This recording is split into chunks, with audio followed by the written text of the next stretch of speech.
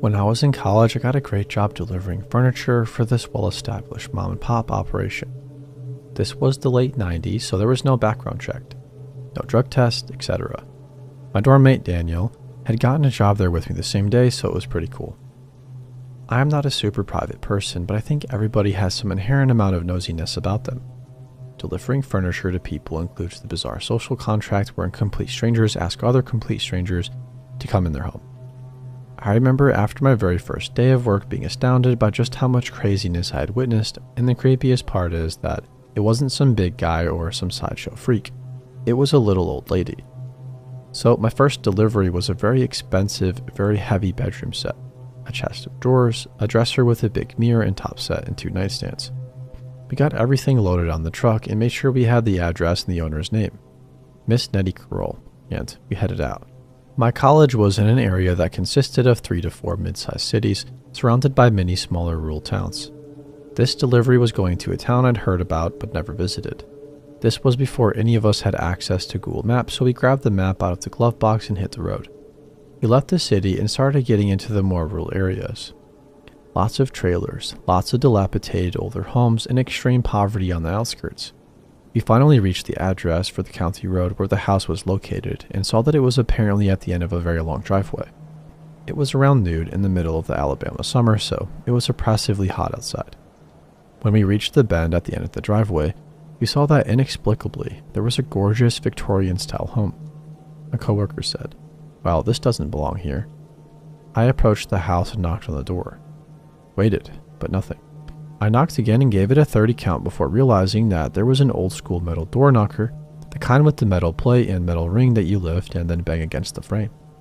Eventually I heard the door's lock disengage and there stood a little old lady, probably about 5 feet tall, with a perfect little puffball of white hair on her head, wearing a blue and yellow floral print dress. I didn't say anything at first because I was literally unable to comprehend what I was seeing on her face. She had on gobs and gobs of pasty peach colored makeup, bright red lipstick, and blue eyeshadow. It was literally caked on. It looked as though she used upward strokes on her eyeshadow because it gave her face an expression of perpetual surprise. I would later in the day describe it to my drinking buddies in my dorm as looking like she put that shit out with a shotgun. And man, the perfume. She had on so much that standing away from her doorway about 3 or 4 feet, I could frickin' taste it. In smaller doses, it might have smelled like green apples, but the volume that she'd chosen to wear gave it a poisonous smell, not unlike insecticides. Eventually, I was able to say something along the lines of, "I'm here to deliver your bedroom set." I found I was able to carry on if I pretended to have something very important to look at on my delivery sheet, instead of looking at the lady. I'm a big dude, 6'1" and around 235. I played football in school, grew up rough, and so on, but this little old woman terrified the living heck out of me, and shit was about to get much, much weirder. She welcomed us. Daniel, I found out, had come up to the house and was looking up at the little old lady with a look of absolute astonishment, and she opened the door to an immaculately decorated anteroom with a thick red and gold oriental rug. There were exposed beams on the ceiling, beautiful old school brass fixtures, the whole 9 yards. She said, "Y'all can come right through here and then wind around the sitting room there and just bring it back all the way to the main bedroom." The whole time she was very flirty. Daniel and I went into the back of the delivery truck and exchanged "What the hex?" and "Did you seize?" before trying to get our stuff together long enough to load the dresser on the dolly. We got back to the front porch and found that the door was standing open, so we eased the dresser through the front door and waited in the sitting room with the dresser on the dolly. As we stood there, it dawned on me that I anticipated coming into the house and cooling off, but it was just as hot inside the house as it was outside, around 90 degrees Fahrenheit. Daniel was whispering around the edge of the dresser. "Man, this is screwed up. This poor old woman is freaking crazy." When I whispered back, "Do you hear that?" He stopped, half-cocked his head to the side, then said, "No, what is it?" I said, "Really? Listen. Singing.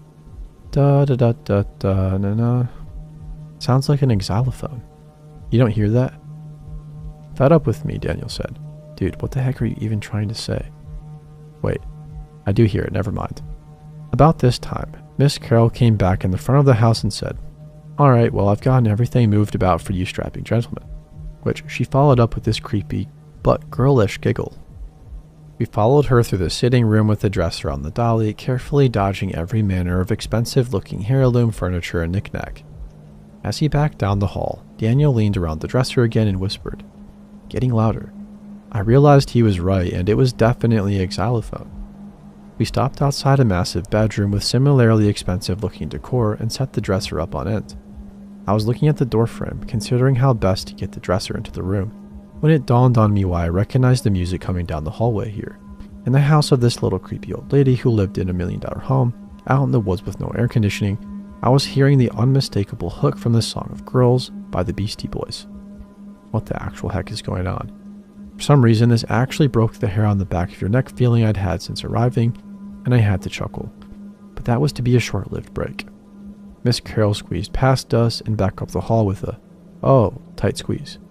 And Daniel and I had ourselves a good laugh about it while we were getting the dresser moved into the room and against the wall. When we finished moving it, we fastened the mirror onto the top and went back to the truck. To Miss Carol, I said, "So, is the rest of this going in the same bedroom?" To which she replied, "No. The 2 nightstands and the chest of drawers will be going down the hall." I resisted the urge to say, "You mean the Beastie Boys room?" And Daniel and I went to the truck. We loaded the chest of drawers on the big dolly and the 2 nightstands on the smaller one, then went back inside. Once we got to the end of the hall, I noticed that the other bedroom door was open and Miss Carol was standing in the hallway. She cooed, "Right this way, boys. All of that is going in here."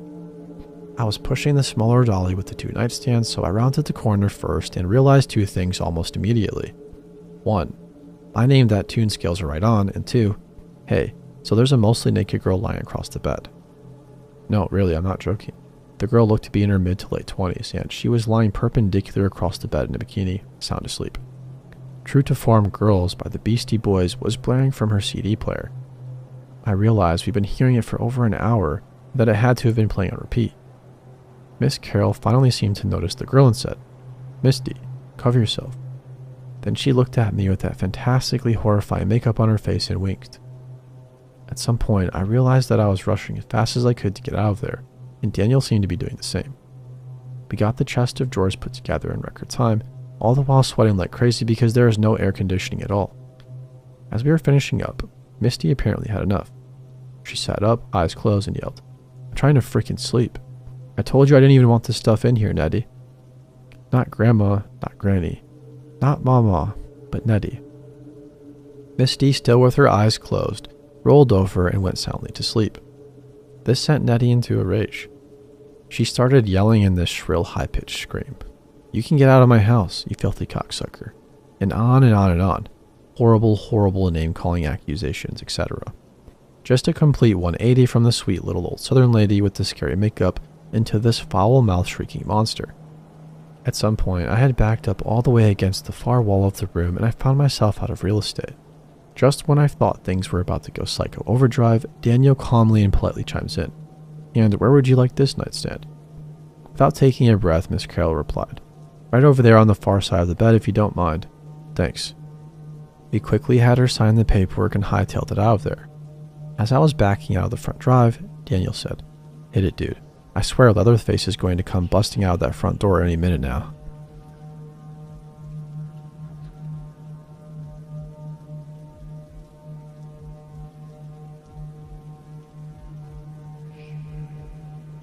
I still don't know if I narrowly avoided something really bad or if this guy was just deeply unstable, but it has stayed with me for years. A stranger walked past me while I was at work one day, stopped and asked me out on a date. I'd never seen him before, so it caught me off guard, but he came across as confident and kind of old school, so I said yes. He asked if he could pick me up for a coffee date, and I agreed. When he picked me up, he already had a McDonald's coffee for me. It was from right near my house. I took a sip and immediately realized I didn't like it because there was no sugar in it. I have a huge sweet tooth and always have sugar in coffee. That tiny moment is what changed the entire night for me. Because I didn't like the coffee, I stopped properly drinking it and just pretended to sip it so I wouldn't seem rude. But from that point on, my brain was also starting to question everything. Why would he have already buy me a random coffee when the whole point of the date was supposedly to go get coffee together? He didn't even know how I took it. Then things started feeling wrong. He drove straight past where we were meant to go. When I asked, he casually changed the destination to somewhere further away. During the drive, I also caught him in a small lie. He said he worked at my local Woolworths, but I told him that that couldn't be true because I'm there all the time and would have recognized him. He didn't really respond. He then started repeatedly asking if I had finished my drink. Not once or twice, but around 10 times. By the time we turned off the main road toward the new location, it was fully dark. At one point, he turned down a road heading toward bushland. I stopped questioning him at that point because something in me felt like I needed to stay calm and not escalate anything. There was also something large and metal in the glove box that kept moving and banging, and he kept drawing attention to it. After that, his behavior changed completely. He started driving erratically, swerving from one side of the road to the other while using his elbows on the wheel. He started yelling that he was Kanye West and I was his Kim Kardashian. Then he drove down a dirt road and then off the dirt road into the bush. We were driving through trees in the dark. Eventually, he stopped the car right at the edge of the lake. Then he just sat there in silence for about 15 minutes. It felt like he was waiting for something. When he eventually got out of the car, it was pitch black outside. I couldn't see where he went or what he was doing. My heart was absolutely pounding. The second he got out, I grabbed my phone and texted my friend telling her to call me and say we had training and not to ask questions. I also made sure to casually describe where I was in a way that made sense. When he came back and got in the car, my phone rang. My friend followed exactly what I asked. After the call, he just looked at me and said, "So you have to go?" I said yes. He then sat in silence for another few minutes before finally turning the car back on and driving me home without saying a single word. Never saw him again. To this day, I still wonder if not liking that coffee is what saved me. If he had added sugar and I'd actually finished the drink, would my life have changed completely?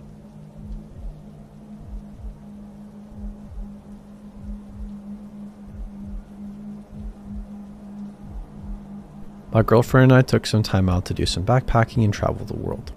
We went to some incredible places and met interesting people, but our most interesting story is probably this one. We all went over to Bolivia, Mexico, and many places that have some unsafe reputations. However, we are both pretty good at reading people and staying out of trouble, so we never had any major incidents. We were only a fairly tight budget at this point in our journey, as we had recently been to Japan and wanted to chill for a bit before finding some work in Vietnam. We decided to volunteer at a Cambodian island. It's a bit of a luxury island full of resorts that we couldn't normally afford to stay at, so it seemed like a good gig. I worked behind the bar at this resort, and my girlfriend worked in the restaurant. In return, we got to sleep in the dorm and eat our own meals for free. The manager told me that since I was working behind the bar, a Scottish and English guy who lived on the island would likely come and see me and that his name was Dog. It didn't take long for this to take place. A fairly old guy in his late 50s or early 60s came into the bar. He was quite tall and still powerfully built and was accompanied by a massive Rottweiler, which he told me was also called Dog. We had a bit of a laugh taking the piss out of each other, and he was making fun of me being Scottish, and I was making fun of him going by the name Dog, and being standard English-British bullshit. I noticed he was always wearing wife beaters that said, "Dog's Offshore Bar," and had a picture of his dog, the Rottweiler, on them. I got to know more about Dog the man. He used to work in construction and offshore, as did I, so we had quite a bit to talk about, and heaps of opportunity to talk, as he usually arrived for his first beer at 7 a.m. He was clearly an alcoholic, but he never struck me as a bad person early on. Just a sadly complicated one, like when you talk to somebody who is homeless maybe. Anybody who's ever been to Vietnam or Thailand or Cambodia or any Southeast Asian country will understand how rare it is to see a dog that's not some kind of street mutt or a tiny pet. A huge dog like that would stand out even in Europe, however. Even for a Rottweiler, it was huge, massively muscular with a metal chain to give some semblance of control if it were to kick off. I really like dogs, so I was quite interested in what this huge dog was doing on the island, and always made sure to have some water out for it. It was friendly enough, but never left its owner's side, and seemed to be a working dog, in terms of its intensity. It was clearly a guard dog. It turned out the dog was actually a Finnish drug dealer's dog, and Dog, the person, had bought him. He told me the dog had an attack command, and he kept him primed by using it often on other island dogs. He told me he had killed multiple dogs this way. I didn't believe this at first, but there was an island dog the manager would often leave food out for, and this dog would come near the bar, usually when Dog's monster dog wasn't about, but that night, he must have been hungry enough to brave it, and Dog hissed the command, and the Rottweiler bounded for the island dog, knocking over chairs and all sorts, until he was called off. It's actually pretty crazy. One night, I was sitting at the bar talking with Dog about this job I would be taking on soon at a digital marketing company. I was in talks with the CEO at this company at the time. It was for a digital marketing job in which I would work from home or coffee shops updating and improving websites. He said it sounded made up and that the company was likely some kind of con to get my bank details. I told him it was indeed a real company and that I had Googled it. He was really drunk at this point and the restaurant was now closed, so my girlfriend joined us and we were all having a beer at the bar. He told my girlfriend how I believed everything I read online and how I shouldn't do that. He said people publish all kinds of made up stuff on there. And I asked what he was referring to, and he said, "Never Googled me." So I was like, how could I Google you? Your name is Dog. If I Googled you, I would just see a picture of a Alsatian. But then I remembered those tops he wore at Dog's offshore bar, so I told him, "I'm going to Google you," laughing. He was getting quite annoyed, but at this point, other than owning a weaponized canine, I thought he was pretty harmless. But I was wrong. I began reading out loud the interesting things I found out about this bar and related stories. One of the particular interests was about a conviction. The joking and laughing stopped, and I quickly stopped reading out loud. I quickly looked at my girlfriend, and I could see the smile leave her face as she realized we were drinking with a killer. It turned out this guy had murdered his Thai wife and then briefly imprisoned before paying bail. You can pay bail for murder in Thailand and then fleeing the country before trial. He had stabbed her, and his alibi to the police was that he couldn't have killed her because he was messing with a ladyboy on the beach at the time. He told us that he had been framed and that his wife's ex was in the police, and he had killed her for moving on, etc. I was nodding along to everything he said and trying my best to show that I agreed with him, while making sure the machete I used to open up coconuts for cocktails was in easy reach, should his beast be given any command words. He told us about how hard it was being one of the few white guys in Thai prison, how he had to attack guards to get into solitary confinement, and how they then beat him mercilessly. He told us they used to leave Shanks in his room and put him in the yard with pedophiles for him to kill. He told us that he had killed before he went to prison and that he killed while he was inside, but he didn't kill his wife. His wife was a Thai prostitute he met while trafficking women from Thailand to Singapore on his boat, the same one he used to flee Thailand after his arrest and set up his bar, Dog's Offshore Bar, with the tagline, "Dogs welcome, wives must be kept on leashes or under control." We both acted like we believed him and eventually he left. The whole night, however, I was waiting next to the door for him and his dog to come for us. I even propped a bin up against the door so anybody coming in would knock it over, so we would maybe have a chance to react. I nearly attacked my friend when he came in. We quickly decided to leave after this and only saw Dog again once more. My girlfriend was opening a can of coconut milk for a curry, and he came by and jokingly asked if she needed a knife, and he patted his back pocket. If you want to Google this, if you Google Dog's Offshore Bar, you'll see what I did. He was living in a town on the island with his dog keeping watch while he slept. I'm not sure if he's still there now, but Dog, let's not meet again.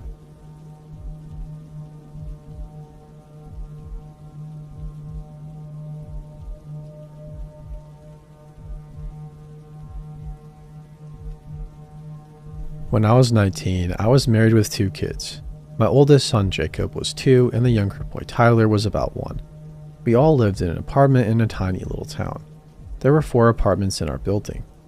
My mom lived in the front left-hand apartment and we lived in the back upstairs one. We lived there peacefully until this night.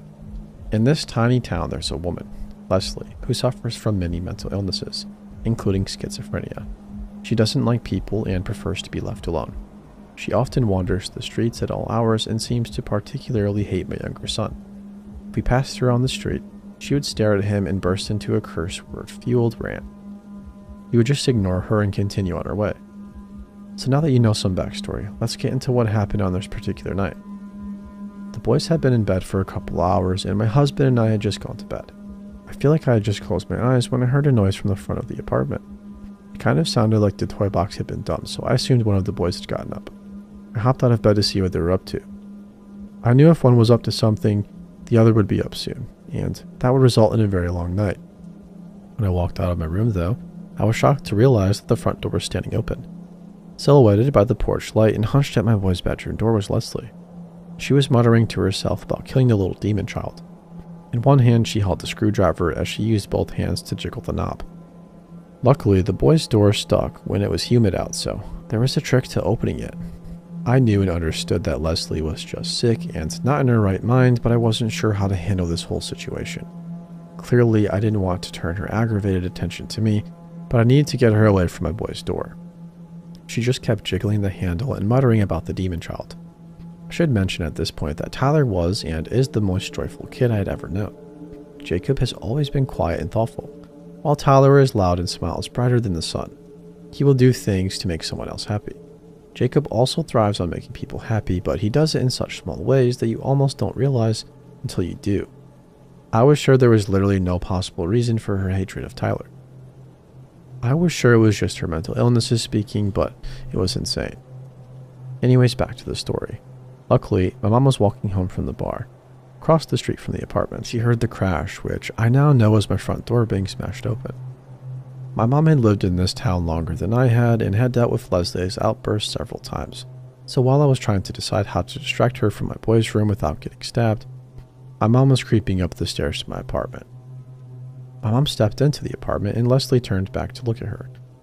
My mom asked her what she was doing and she started crying and told my mom that she had to kill him. They kept telling her that she had to.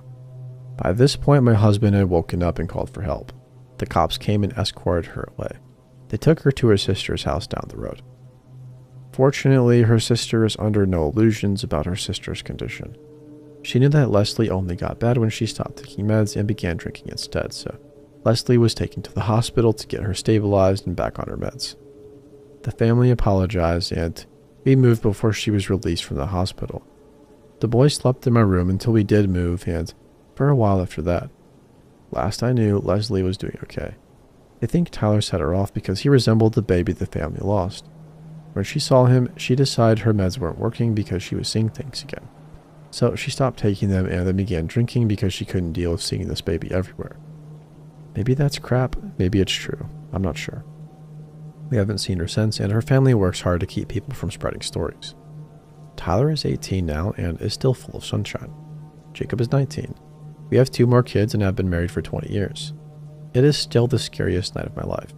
I'm forever grateful for my mom and that darn sticky door. I'm sure either Leslie or I would be dead if she had managed to get that door open.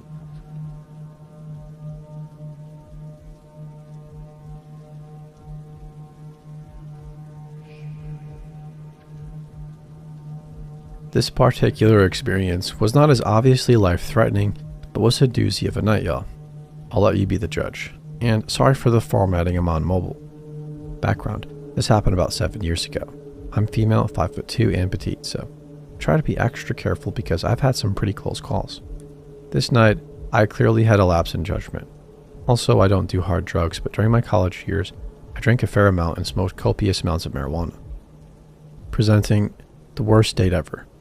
I waited tables for 7 years, working my way through college.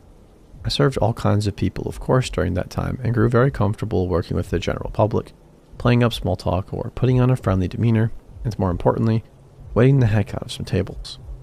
I was good at my job, so I enjoyed my work most of the time, aside from the occasional douchebag customer.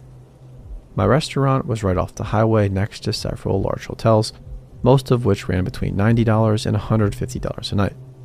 Not the worst, not the best. I'd often get tables whose guests were staying at these hotels, and they would walk over for a meal more than one night in a row if they were staying longer than one day. This is how I met Bob. Bob came in on a busy night, sat quietly by himself, and required minimal effort. He ordered my only cobbler and coffee, which he ate quickly. I sent him on his way, to go coffee in hand, with very minimal small talk. I noticed he smiled at me, eyes lingering a bit longer than normal, and immediately knew he was interested in me. Most women know the look. Despite this, he left without saying anything else, and I thought that was the end of it. He also left me a fat tip. Since he had a small order, it was almost 90% gratuity. The next night at work, he's back. He's requested my section this time. Again, he orders modestly, no actual meal, leaves a great tip, but barely says more to me than the few words it takes to place this order. Cool. Minimal effort, maximum reward. I dig it. We repeat this 3 nights in a row until finally at the end of night 3, he opens up and tells me a bit about himself. He is staying at the hotel next door for his job working on cell phone towers and telephone poles. He'll be in the area for several months, he says. Shows me pictures on his phone of him in gear at the top of very high towers, and His story seems to check out. He wraps all of this info up by asking for my number. I did find him relatively attractive. Not crazy good looking, but he had a nice enough smile. He was barrel-chested, a big dude with curly hair that was shaggy but kinda nice. The kinds girls women pay big money for, I thought. I was a bit lonely at the time, and he seemed normal, so I agreed to give him my number. Over the next few days we made small talk, but nothing substantial. Looking back, aside from his employment, I learned almost nothing about Bob during this conversation period. Nothing that sticks with me, that is. It was all meaningless small talk via text. Finally, I agreed to grab a drink with him on the 4th of July weekend, and having no prior plans for the holiday, I was excited to have something to do. Usually, I would have insisted I meet him somewhere public to protect myself, but I had been interacting with him for over a week, so my guard was dropping. He suggested that we smoke prior to hitting the bar. I liked this idea, not wanting to go to his hotel room for obvious reasons. I reluctantly agreed my place would probably be best since it's closer to downtown. I give him my apartment info, a 1-bedroom apartment where I live alone. That might have been stupid of me. The night arrives and he's punctual. Both of us have some weed and we are very well supplied. It's important to mention that I am also a very experienced smoker and had lots of different methods for us to choose from. Pipes, steamrollers, papers, blunt wraps, all of it. I ask his preferred method and he says bong. Of course, the one thing I don't have. Mine had recently broken. I tell him so and suggest a blunt or a bowl, but he insists he wants a bong rip. I tell him I don't know where to get a bong this late. He insists that he knows where and that he must have a bong rip. So I allow him to ferry me to a shadier gas station in the area where he purchases not only a large glass bong, but also a grinder and lighter, even though I have this well supplied at home. We return. He gets his bong hit. I find that whole thing odd but brush it off and enjoy my buzz. Bob has me roll a joint after several bong hits. I finish and go to light it and he stops me. Let's smoke that on the way to the bar, he says. I live less than a 10-minute drive from the bars and tell him so. I also tell him that it's a holiday weekend so cops will be out in full force and that I think we should just play it safe. He steamrolls my objections and insists everything will be fine and I'm worrying for nothing. Tell him I'm not comfortable with it and he just repeats himself. Red flag. Apparently I have no choice in the matter, so we leave and head to the bars. Joints are burning. We arrive safely. Bob parks in a very obvious pay-to-park lot. These lots are heavily patrolled by tow companies, but are usually only staffed by an automatic kiosk machine where you can pay. However, since it was a holiday weekend, there was an actual person attendant as well. Bob parks and we begin to walk toward the bar, making no move toward the machine to pay. I warn him that this lot is heavily towed, but he once again steamrolls over my warning and tells me, it'll be fine. FYI, I knew this would not be fine. He would 100% get towed if he didn't pay before we went inside.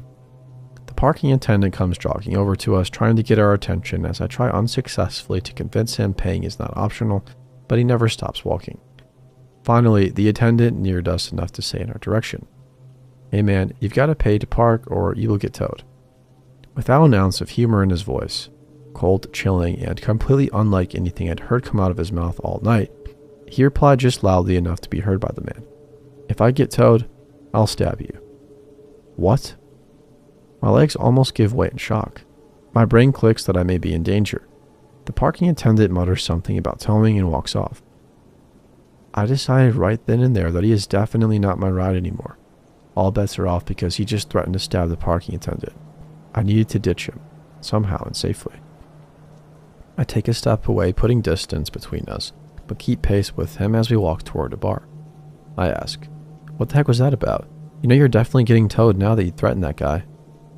"I was just joking," he said. But he didn't say it like a joke, and he definitely didn't laugh. "It wasn't serious," he said. I let him know that I didn't like his behavior. Now, in an increasingly crowded area, the witnesses made me bolder. I developed a plan in my head, hoping that I could discreetly phone a cab from the ladies' room and run for it, using the crowd as cover.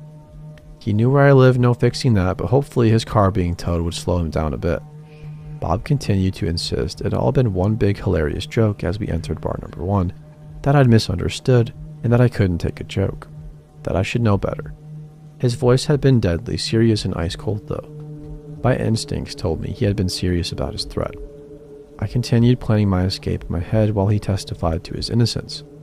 I needed to bide my time till the right moment, so I waited, uncomfortably and suddenly aware of how he'd been acting erratically all night, and I was just now noticing. I feel my gut twist inside me. I was actually scared now, and I felt like an idiot for brushing off the other warning signs. He clearly wasn't balanced, but if he wanted to kill me, you would think he'd already have done it, right? In the safety of my one-bedroom apartment, right? I hung my hopes on that thought. We enter bar number 1. It's obvious I'm miffed by the encounter in the parking lot. He never did pay, and Bob seems annoyed by this. Bob puts a card down on the bar and starts a tab. We order drinks, and I take mine directly from the bartender and watch it like it's my job. Bob is fiddling with his phone when suddenly he grunts in annoyance. Its battery has died. He proceeds to tell me that he was in the middle of transferring money between his accounts when his phone died and that he was putting money on the card that the bartender was holding for our tab. But since his battery died before he was finished, there is no money on that card right now. I immediately offered to pay for the drinks. He could take back his card. I would pay cash. Already, I just wanted the night to be over. Then he said, "There's an ATM in bar number 2, right across the street. I can get cash there. I don't want you to pay. We can go to bar number 2 really quickly. We don't even have to close out this tab. We'll just come right back and pay it." I've been inside bar number 2 many times. I am way more comfortable there than in bar number 1. I'm even friends with one of the bar backs, so I'm hoping perhaps he can help me escape my nightmare date as gracefully as possible with minimal risk. I send up a silent prayer that he's working tonight and agree wholeheartedly to just dip right out of there. Tab unpaid, debit card left behind. He's coming right back to pay anyways, right? We go to bar number 2. The ladies' room is right next to the ATM and he's using it. I never actually saw if he successfully got cash or not. I excuse myself and slip into the ladies' room. I must be the luckiest girl in the world because my friend Heather came stumbling out of a stall behind me as I was staring hopelessly into the mirror above the sinks, silently cursing my own stupidity and wishing I was anywhere else but in my current predicament. I was saved. Relief washed over me in a wave, and I ran into her arms and hugged her violently, telling her all about my weird day, how he'd been erratic all night and threatened to stab the parking attendant not 30 minutes ago in this creepy voice. And most importantly, how I didn't want him to drive me home anymore. How I just wanted to get away but needed a ride. Heather turned out to be with her husband and his friends, some of whom I knew. We made a plan that she'd walk with me to their table and I would sit with them. They'd keep an eye on me as I explained to Bob that I wasn't feeling a connection and wanted to finish the rest of the night with my friends. They'd keep me safe and drive me home later. We planned the whole speech, but I never had to use it. I walked out the bathroom door and he was gone. I didn't see him again that night, nor did he text me. Heather filled everybody in, and the guys were real sweet about it, putting me in the center seat so I was obscured from view mostly by a passerby. A sick feeling in my gut tells me that he stuck around and watched me join the boys at Heather's table and maybe even sit extra low in my chair. My friends took me all the way to my door that night after the bars, making sure I was safely inside. Abandoned on my coffee table were the glass bong, brand new grinder, and lighter Bob had insisted upon buying. Paid probably $60 for it, then maybe took 3 hits off of. The worst part was when I walked into my bathroom after kicking off my heels, after just getting home. I noticed a small glass thing on the side of my bathtub, which I noticed as I sat on the toilet to poop. I picked it up. It was about the size of a tube of lip balm, but fatter and rounder. When I inspected it closely, I found a thimble full of loose white powder on the inside. It seemed to be contained to one side, while the other half was empty and had a hole on top. I examined it closely. I was pretty sure it was Coke, but I've never seen anything like that little glass contraption before. Realizing Bob had used my bathroom and it had to be his, I freaked out, thinking that he would surely come back for his drugs if he left them behind on accident. But he never did though, and I tucked away the glass powder-filled thing out of paranoia deep in my closet, afraid that he would return for it. I'd better have it. After a month I tossed it. The whole thing baffled me. If he was short on money, why would he insist on making a special trip to buy something not really needed? Had he ever returned to pay the tab? Did he leave me stranded because I was obviously turned off by his threat? Did he get embarrassed and just leave? He certainly didn't seem like the type, but clearly I made a misjudgment about him somewhere. Was he just impossibly a coked out dude? Like, what the heck was all that? I'd love to hear your thoughts on this because it's baffled me for years. Bob went radio silent for a month, then texted me hey 3 times in 1 week. I didn't respond. The next week he showed up at my work, requesting my section again. I was shocked to see him, and he'd spotted me already, so I decided to speak to him at least, but give the table away to another server. He acted as if nothing ever happened. He asked me why I didn't respond to his texts. I told him I'm busy, and he said he would like to hang out again. I said I don't think so. He asked why not. Well, because he left me at bar number 2. That's not exactly what happened, he said. Well, regardless, you were my ride, you knew that. You didn't try texting or calling me, and you've got my number. You were gone when I came out of the bathroom, but luckily I found some friends, so it didn't matter. I walked away at that point and let somebody else get him, his cobbler. He didn't try to contradict my statement that he left me stranded at the bar at the very least, nor did he mention the cocaine he left in the bathroom. Bob continued to text me occasionally for the next 3 years, maybe every 3 to 6 months or so. A one-word text came through. Hey, testing the waters. I never answered. I keep his number saved in my phone so I don't accidentally answer a text to this very day, just in case he ever tries again.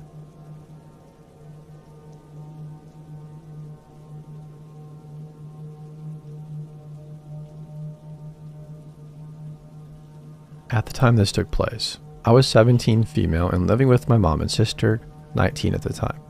My parents were going through a bit of a separation, and we had just moved into a home in a less than desirable neighborhood.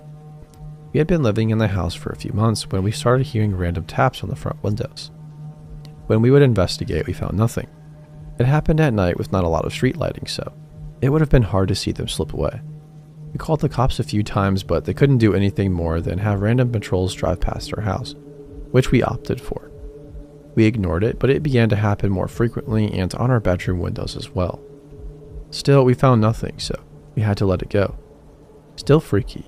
We all thought they were stalking us. On top of the random taps, the light we had outside our kitchen door, to light the driveway at night, which was motion activated, kept switching on at seemingly random times. This will be important later. A month or 2 after the taps started, my mom's sister and I were watching a movie in the living room. At this point, I'd like to mention that my family always keeps our doors locked, and I'm pretty sure that saved us here. As we sat there, we heard somebody try the doorknob of the main door, right off the driveway which leads into the kitchen. We all jumped up to try and catch them, but again, there was no one to be seen. We called the cops again, but again, nothing came of it. Now it gets worse. At this point, we were all freaked out and nobody feels safe at home. Even when we are together, but we were stuck due to financial strains. About a week or 2 after the door incident, it all came to a head. One night, after we had all gone to bed, they came back. My sister's bedroom was located just off the kitchen, and as she lay there that night, she heard the distinctive noise of someone trying to pick the lock. My sister flipped and grabbed a knife she had stashed. Our cousin gave it to her after previous incidents and went to investigate. Almost as soon as she got up, our driveway light switched on, and I assumed they bolted. They had tested the light in the past, but I guess they tripped it accidentally anyway. So we called the cops. This time, however, they were pissed. They had been extremely nice to us in the past and seemed genuinely upset that somebody had tried to break in. So the cops go on patrol, and lo and behold, they stopped 3 suspicious teenagers not far from our house. The cops were able to search them because of probable cause. It was super late and they were the only ones about the neighborhood. What they found will forever give me chills. On each of the boys they found knives, binding material, duct tape, ropes, etc., tarps, and a pry bar. They were immediately arrested and the cops returned to tell us what they found. The cop told us that when interviewed, the boys told them that there were several adult males also included in the plan. I don't know if anything ever came of that since there was no evidence connecting them at the time, and that we all know those bitches lived there alone, or something of the like. When the cops left that night, they told us to get a shotgun and shoot through the door if there were any more problems. We immediately did so. I don't like to think about what they were playing that night and it still gives me anxiety, but that's my story. I hope you enjoyed it.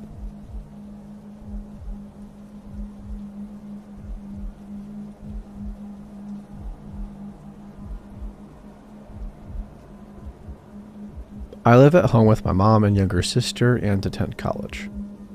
There was a neighbor in the building across from mine, an older single woman named Susan.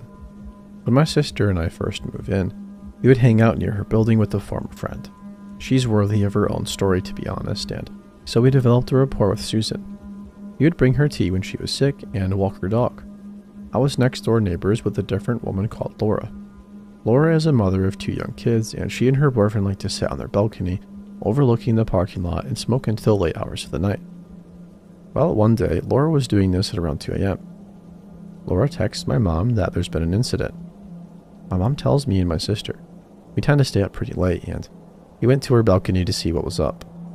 In the parking lot, we see a car that's halfway backed into another parked car, but almost at a side angle. Laura says the person who was in the car ran away as soon as they hit the other car. The car, however, remained, still running too. So we were wondering what the heck that was all about. My mom goes downstairs to the car to check for damage when she sees a figure standing at Susan's building. It was a man we'd never seen before, and he was just standing there. Turns out the owner of the sideways car freaked out because he saw us looking and claims, literally, somebody stole it and moved it out of the way so they could have my parking spot. The next morning, my mom texts Susan about the incident, as the sideways car was kind of blocking hers. She says she knows what happened and has us come outside so she can tell us. She is standing with the man from the parking lot the night before. He introduces himself as Eric, and says that he is seeing Susan.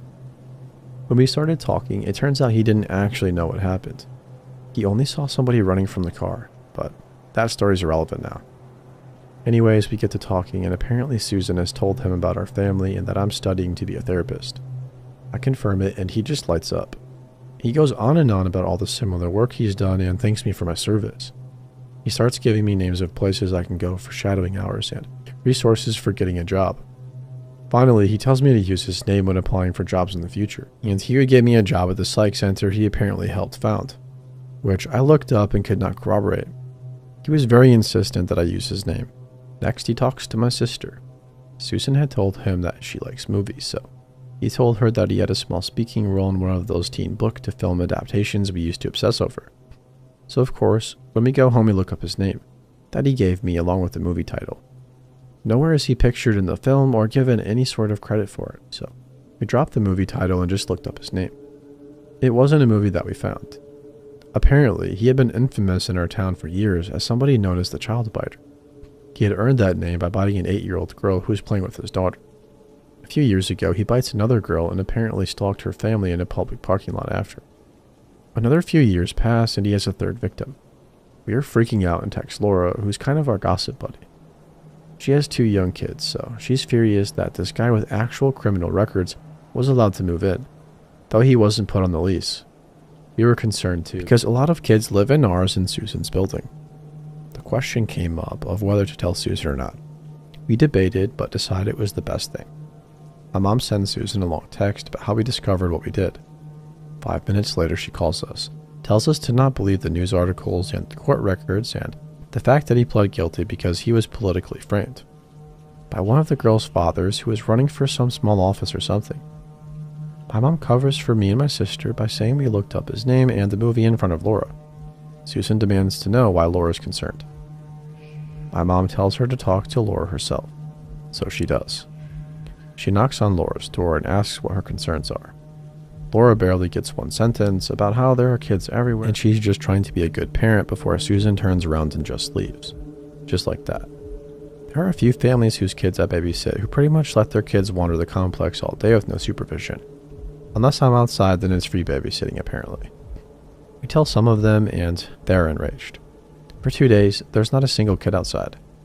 After that, I guess the parents decided actually looking after their kids was too much work and gradually let them play outside again alone. A few days later, an 8-year-old girl we babysat named Maddie, this poor kid, has the worst history with getting the attention of creepy men. I think they pick up on her shitty home life, and her friend ran up to tell us about a nice guy at the pool who gave them M&Ms. A few minutes later, Eric strolls up with his bathing suit. Maddie tells us it was him. We avoid eye contact, but he slows when he passes us. We warn Maddie and her friends in 8-year-old terms to stay away from him. Another time, we are visiting a friend who lives in his building. He emerges right as we enter the hallway, puts on a huge grin, and starts making small talk. We awkwardly excuse ourselves and go to the friend's house. We go inside and our friend keeps looking out the window. There's Eric standing by his car, just staring through the window. Part of our babysitting includes picking Maddie up from the bus randomly in the week when asked. The bus stop is right next to the pool, and Who do we see in a lounge chair with sunglasses, not doing a thing every single day at the bus time? Eric. Now, we were all kind of pissed with this dude. We contact the property manager who says she can't do anything because he's not registered as living there. If he stays longer than 2 weeks though, he'll be charged for not being on it. Well, the 2 weeks ended and then we never saw him again. I'm still stumped as to why the heck he told me to use his name as a reference when a simple search of his name shows all of his history. Again, I lived in a nice area in a small suburban town. No idea what it was about those apartments that attracted the weirdos and criminals. Maybe it's some unspoken agreement for them to all gather there that we didn't know about. Maybe in a few days I'll post the story of our friend that claimed she was a witch and tried to murder her parents. But until then, creepy man who bites children, let's not meet again.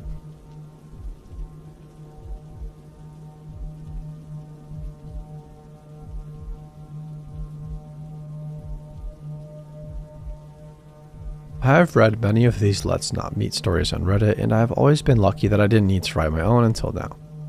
My wife and I welcomed our son Lucas, not his real name of course, 6 months ago. It's been a learning curve, and having this baby's thing is not for the birds, but things are finally starting to go smoothly.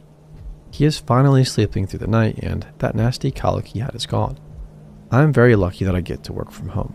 Even luckier, my wife owns her own business, a photographer. She is home whenever she's not shooting a wedding or at her studio. Most mornings we take a 6.5-mile walk and Lucas is strapped into his baby carrier and we take off. We usually make it around halfway before we need to stop to give little man a bottle so he will pass out and let us finish the walk in peace. So like usual, we are about halfway done with our walk and the baby starts cranking up for a massive squall. We usually stop at either a park or this nice fountain area with a coffee shop and a grocery store attached. We both wanted coffee in the worst way, so while I sat with the baby, the wife went into the coffee shop for our caffeine. I am slowly rocking Lucas as I feed him when I hear somebody sit on the bench next to me. I smell her before I see her. A heavy cloying perfume. She's dolled up to the nines and an older woman between her late 30s and 40s. She has that hard look that makes her look older than she probably is. What kind of baby is that? She inquires in a heavy Russian accent. I have a propensity for being a smartass, so I reply, a baby? No, V kind. Boy or girl? She asks as she starts smoothing out the romper we have on the baby. He is a boy and 6 months old. I add, a little bit freaked out, this perfect stranger is touching my kid now. Looks healthy. How much does he weigh? She asks, trying to pull the baby to her to get a good look at him. When I am hoping that my wife will come out any second, but of course she's in line waiting for our cappuccinos. I think 18 pounds. He was 9 pounds at birth. I ramble on hoping that she'll just go away. Lucas is drifting off to sleep when she leans over and just snatches him out of my arms. Ah, let me see, big boy. Big frame like Papa? Will be a big boy? No? See, now I'm mad. I ask her for him back. While I glance in the coffee shop, my wife is at the counter at this point. Hand him over now. I say firmly. Not to mention he is now awake and he is totally in that stranger danger stage. So he was mad. She reluctantly hands him over. I try to begin to calm him down, so at first I do not hear what she asks. How much for the baby? I hear her the second time. He's not for sale, I said. I'm incredulous and thankfully I see my wife get our drinks and grab napkins and creamer. So how much do you want? I pay a high price for a baby. She starts touching him again and I yank him backwards. My wife finally comes out and sees the lady touching our kid. My wife is a total mama bear, so she gives the lady dagger eyes, so she gets up and before she goes, she looks at me and says, "You think about it, huh?" Then she walks away. I tell my wife everything and of course she's freaked out as I am. Luckily it's been a week and a half and we have yet to run into her again.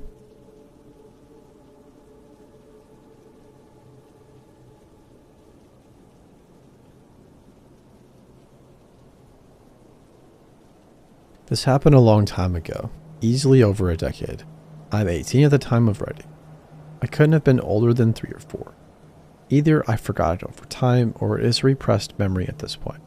I only know this even happened because my mom told me. Anyway, as a kid, I loved to go to stores with my mom and run around and play hide and seek. Right off the bat, you can see where this is going. One of my favorite places was to hide in clothing racks and wait for her to peek in and say, "Boo," before I would giggle and run away to the next one. At some point, I disappeared from that section. My mom went to customer service to get them to call my name. When she got there, she saw another parent asking the same thing. She watched as the employees and even the customers roamed the store, calling out names. She began to hyperventilate and excused herself to stand outside and catch her breath. Then she saw the cart boy holding my hand, walking me back into the store. It turns out he was trying to get the kids to follow him with quarters, promising to let them play the games at the front of the store. When I didn't get my quarters, I pitched a fit, and he decided I was more trouble than I was worth. When the cops tried to ask me what happened, I refused to talk to anyone except my granddad, who was on the force at the time. I told him that the man tried to bring us to a car. There was a lady in the car too, with something funny on her head that I couldn't describe. All they knew is that I said it wasn't a hat or a wig. Every friend I've told this story to was considerably freaked out by this. To my knowledge, the girl was never seen again, but I may not know everything, so I'll have to ask again. It's terrifying to think what would have happened if I wasn't such a freaking brat when it came to video games.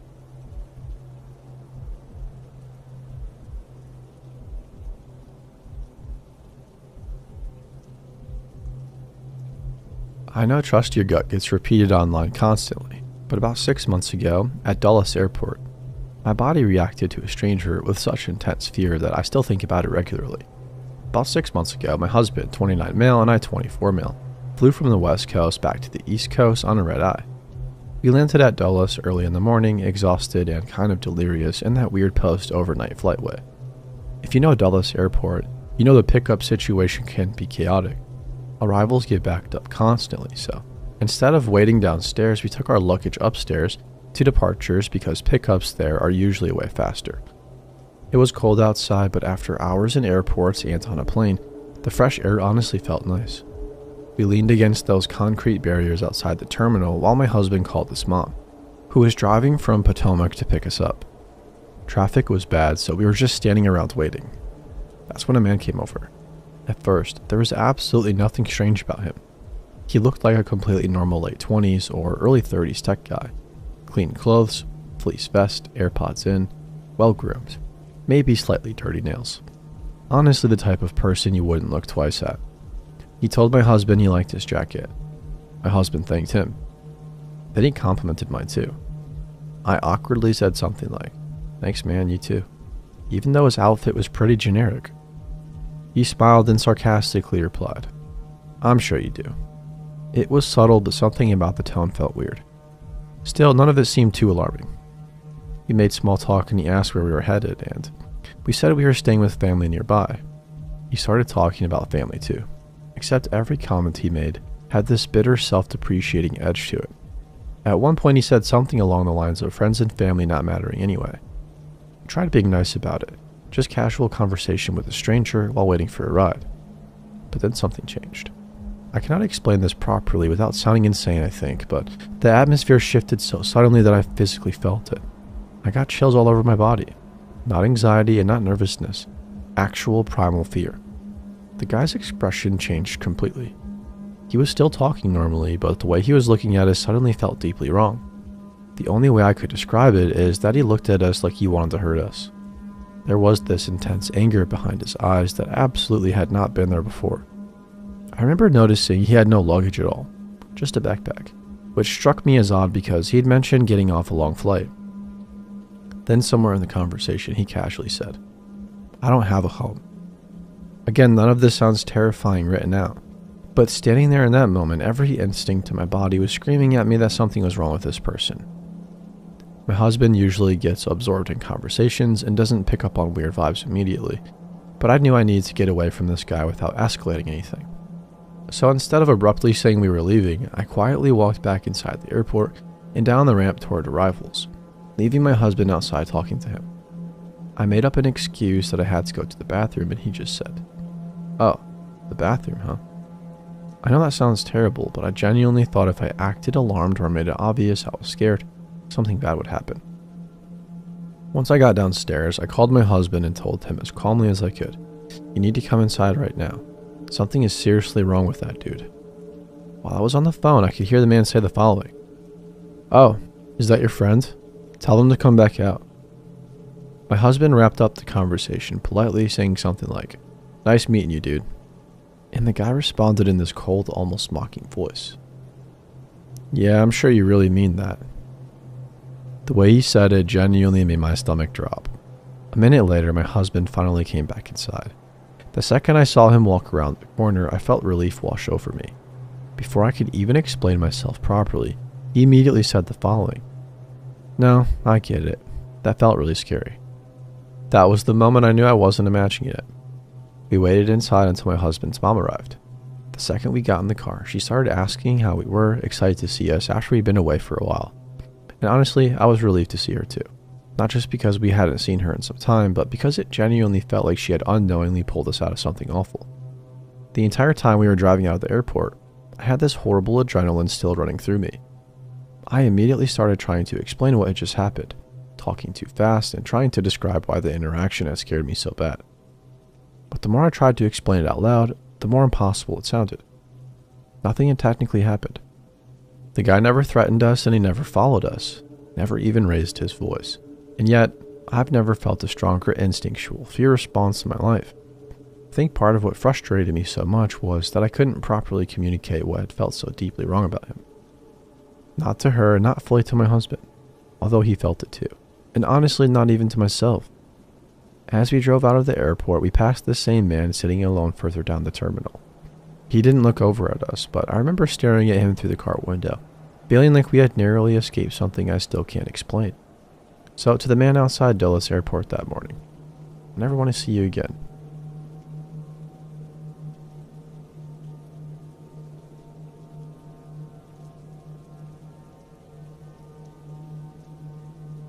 Last night I was doing my own thing, probably playing dispatch, honestly a peak game, when the power suddenly went out. This isn't unusual where we live. It happens sometimes because we are a small town in Mexico. Since there was nothing else to do, I decided to go to sleep. At the same time, my mom was upstairs on a hammock using her phone. The puppies usually follow anybody who moves around, but that night they eventually settled down. She was on a call with somebody, and at one point the person asked her if she was alone. She said yes. Later, she explained that she thought he meant just her, not including her kids like me and my sister. After the call, she went downstairs, did the dishes, and came to sleep.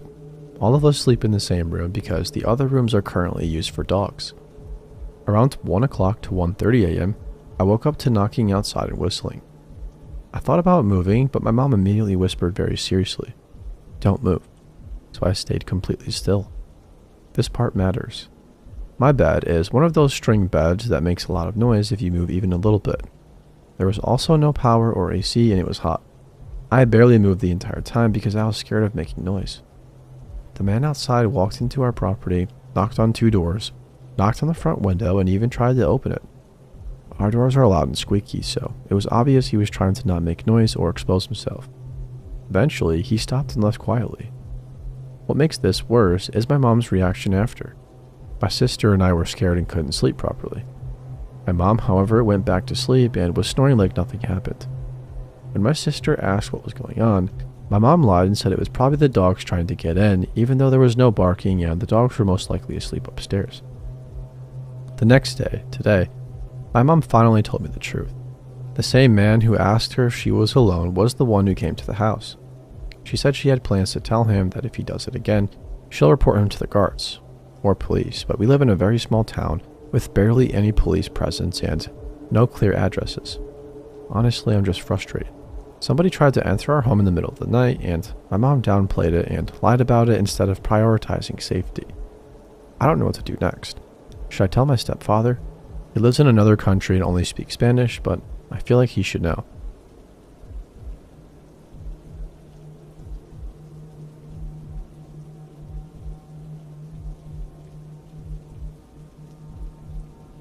When I was about 13, I was waiting for the bus at the end of my driveway. I lived in the country and it was fairly light outside.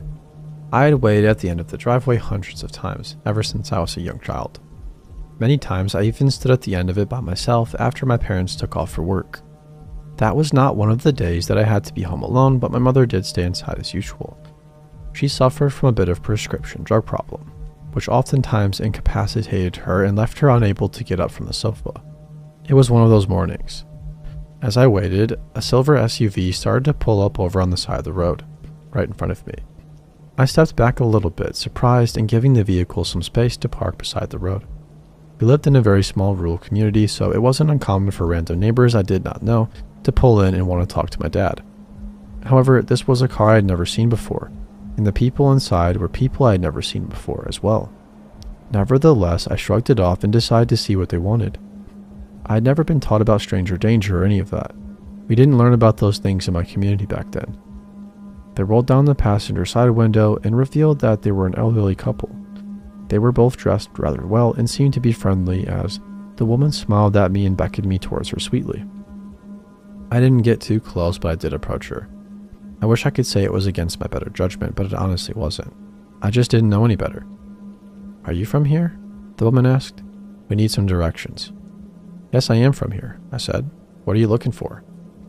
"So, do you know where the feed store is?" the man asked before telling me he was from the neighboring town. I frowned.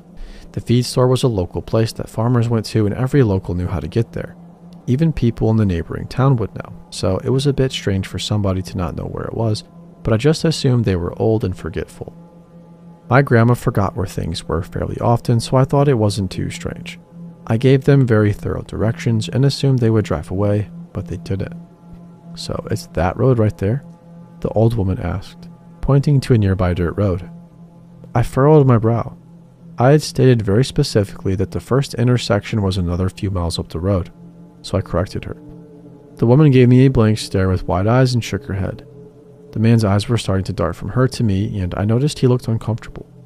There were cars driving around them, and they did not seem to like that much, but I was too young to realize what was making them nervous. I assumed they were just desperately looking for the feed store. "So it's that one?" the woman asked, pointing to a different nearby dirt road. I nearly scowled, but I had always been taught to be polite to old people, so I shook my head. Then the woman did something strange. She started to open her car door, smiling wildly at me and reaching towards me. She didn't get out entirely, but she shot a glance at a red car that was passing their car, which was still parked on the side of the main road. I quickly took a few steps back and turned to look at the front of my house, irate with my mother being too high to check on me. "Why don't you just show us where it is?" she asked, reaching closer. Suddenly, the front door of my house bursted open and there was my mom. Although she was still high and certainly not entirely aware of the situation, I truly believe she had to have some sort of sixth sense to open that door, because the lady quickly closed her door and the old man floored the accelerator. They were gone and they did not go anywhere near the feed store. My mother wandered outside in her pink fuzzy slippers, groggy and mad. She rubbed her forehead and gave me a strange look. "Who was that?" she asked. "I don't know, they wanted directions to the feed store," I told her. "They were just old people." My mother looked uncomfortable, but she accepted my answer and went back inside, undoubtedly to get high again. I got on the bus and forgot all about the weird couple for the day, and for the next week because nothing was out of the ordinary. Then the Sunday newspaper came. My mom was high as usual, flipping through it in a very casual manner. Suddenly, her face became pale. At first, I thought she was overdosing, which I had unfortunately seen before. I rushed to her to make sure she was okay, but it wasn't an OD at all.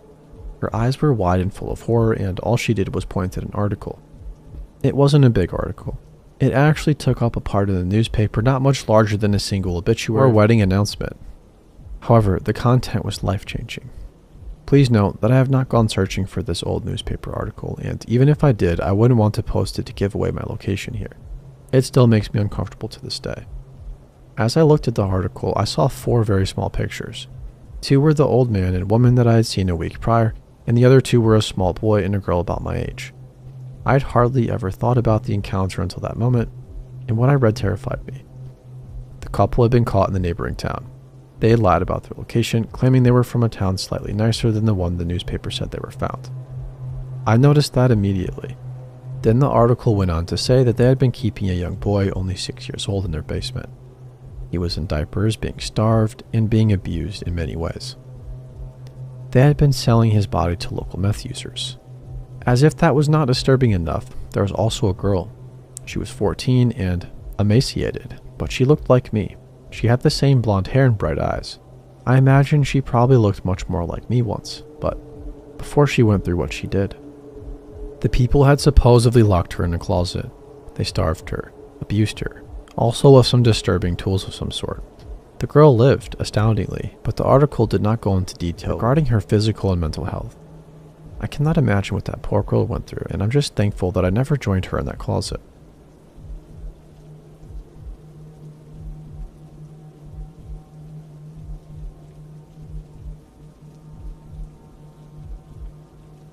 I made a Reddit account just to share this story with you all, so here it goes.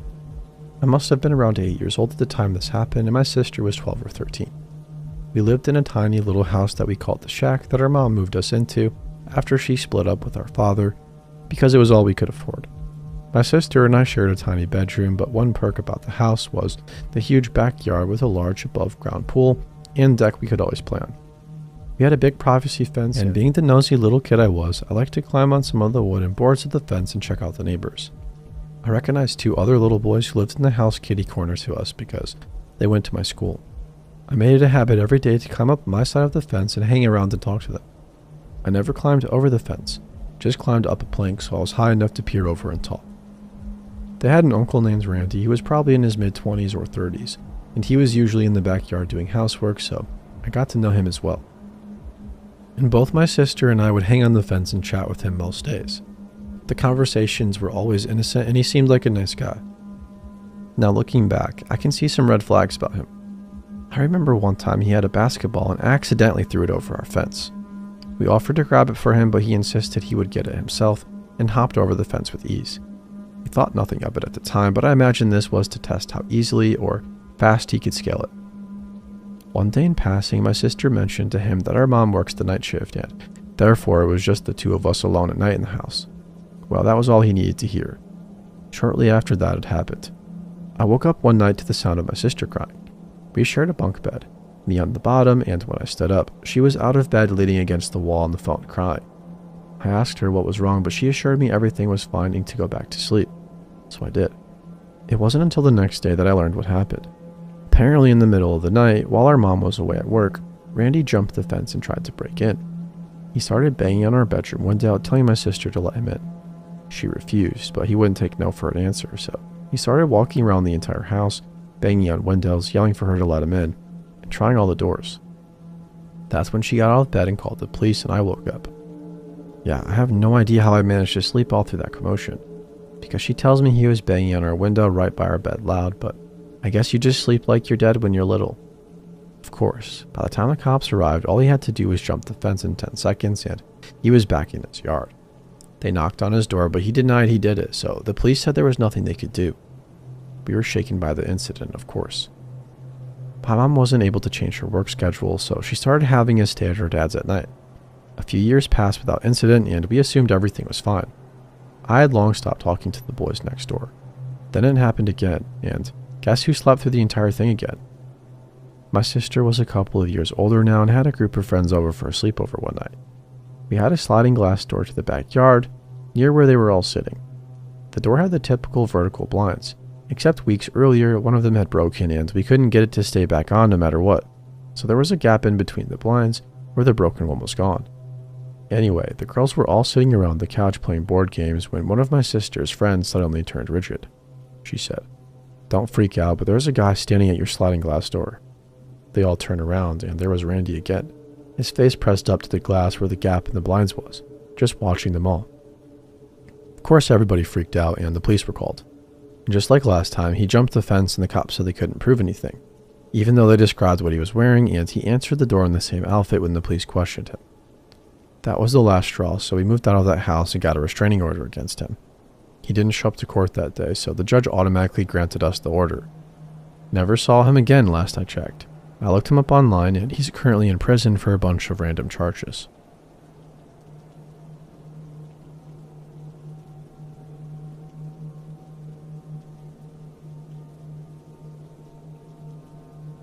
So back in 2010, I lived in a real dive of a place with 4 other guys. It was a triplex the owner had converted into one house. The place was just short of being condemned, but we were all in our 20s and wanted a party house, so it totally worked for us. We threw so many parties that we didn't notice a lot of the stuff. Like when the spare bedroom window was smashed. We assumed one of our drunk friends did it by accident. Anytime food went missing, obviously one of our drunk idiot roommates just stole it, even though nobody ever fessed up to it. We also had a ridiculous problem with what we assumed were raccoons. All the damn time we would hear scratching and shuffling up on the roof. Every morning we would go out and our trash would be all over the place.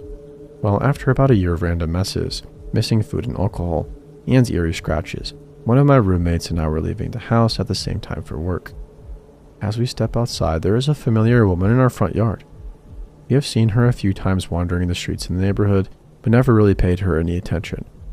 She's wearing one of my t-shirts and going through our trash can, tossing things on the ground she isn't interested in.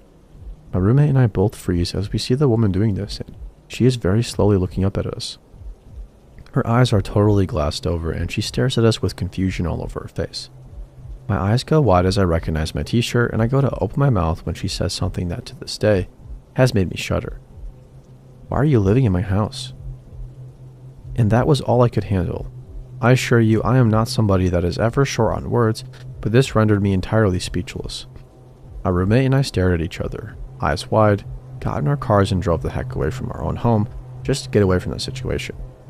That night, we had all of the boys together and we told them what happened, and we made the decision to finally investigate the roof. Turns out that we had a flat roof. It's not generally the kind of thing you think about. Most roofs are slanted or have angles, but not ours. It was just a flat roof, like a 2-story building cut in half. You just couldn't see the top because it had an awning that blocked the flat roof from the view around it. So for the first time we climbed up there and discovered somebody had been living on our roof. Many of our missing things were strewn all over. There was a makeshift bed, spare clothing, food, wrappers, water, and even books all just sitting there. We moved out shortly after that, but I have never forgotten the look of the lady staring at me and asking what I was doing living in her house.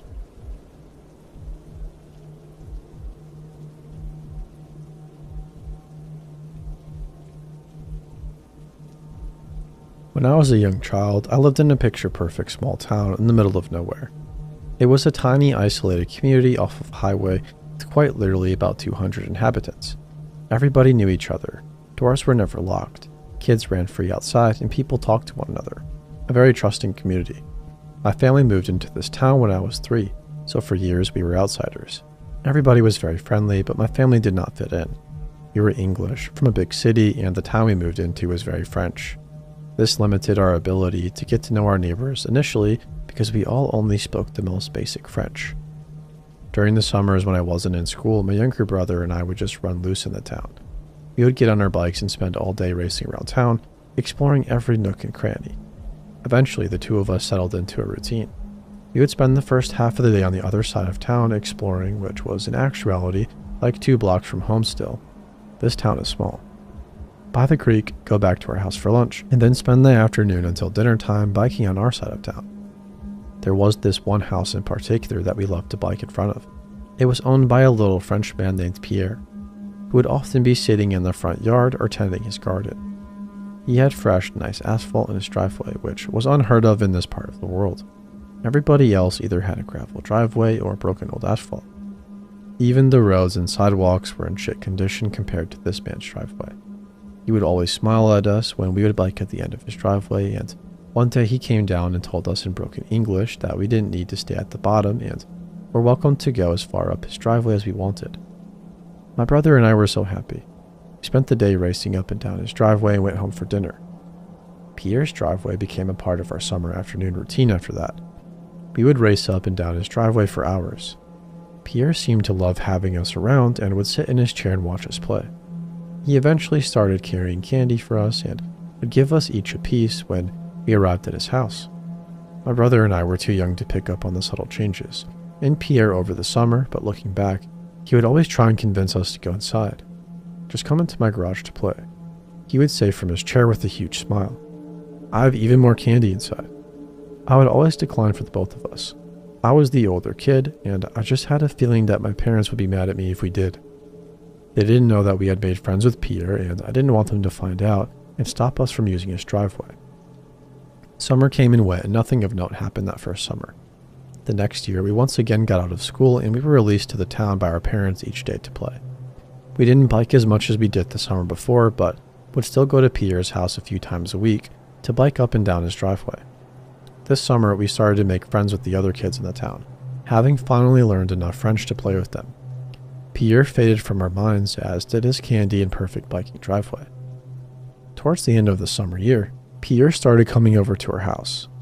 Our dad had planted a garden and wanted to get it set up to grow produce for the next year. Pierre had found out about this and had begun helping my dad with the yard work for a few hours each evening. He would always have some candy for me and a candy for my brother. School started again. One day after the bus dropped us off at our home, Pierre stepped out from the side of our house. We both went up to him, but he waved me away and gave only my brother candy. After my brother hugged him, he left, and I thought nothing of it.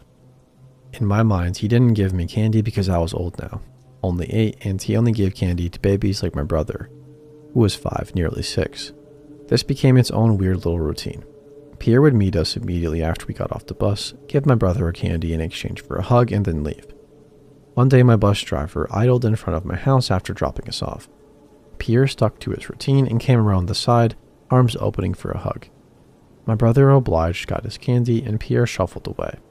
The doors to our bus flew open and the bus driver, Lily, a lovely lady, came running. She was frantic, asking me if we had ever met that man before. I was so very confused and tried to explain that he was a family friend and we had known him since we moved into town. She asked me for my phone number and said she wanted to call my mom about him. I couldn't understand why, assuming I was in trouble, and started crying. She calmed me down, promising me that we weren't in any sort of trouble, and just keep saying in her somewhat broken English that she needed to talk to my mother about Pierre. I gave her the number and forgot about this strange encounter until that evening at dinner. Lily called at about 7 p.m. My mom picked up the phone and went white as a sheet listening to Lily.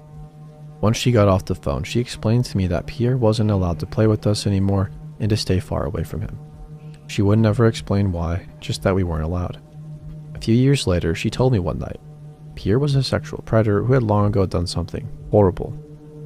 Everybody in the town knew about it and avoided him and warned their children about it. Creepier still, the bus driver had called my mom because of the way Pierre was hugging my brother. The bus driver knew this wasn't a friendly hug and that we were too young to realize what was happening.